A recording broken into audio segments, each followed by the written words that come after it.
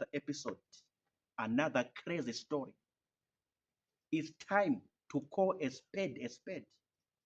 It's time to let bygones be bygones. It's time to hold that bull by its horns. It's time never to beat around the bush. It's time never to beat around the bush. I'm going to say it the way I saw the comments on Facebook, YouTube, Instagram, and Snapchat. And I was reading the comments, analyzing the comments, investigating the comments. I'm going to say it without fear or favor, right now and right here. I heard Ndebele people saying, in this Zimbabwe, nation of Zimbabwe, in this country of Zimbabwe, for us Tina Ndebele people or Ndebele people, it's a must to use Shona language or to learn Shona language or to talk, speak, communicate in Shona language. It's a must. It's a prerequisite.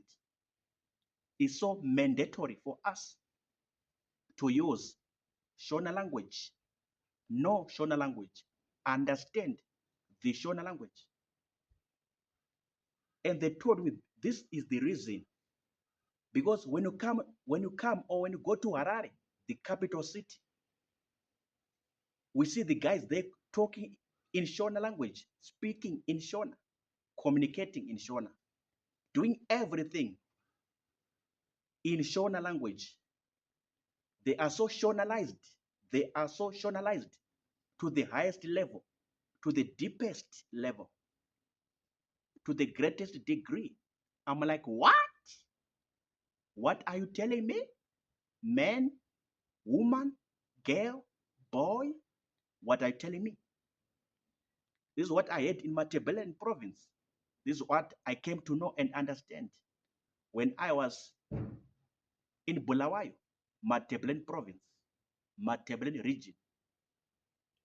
People from different age groups, different job sets, different occupations, like Madziro, Kudzi. I wanted to know that in this Zimbabwe, Republic of Zimbabwe, Tina Ndebele people, this tribe, Ndebele people, in this country, we've come to accept the painful situation or the painful reality, this possibility that for us to be successful in this country, for us to get the services that we need in this country, for us to get recognition in this country, for us to be seen, to be accepted in the Zimbabwean society or Zimbabwean community, we must talk in Shona, speak in Shona, communicate in Shona language.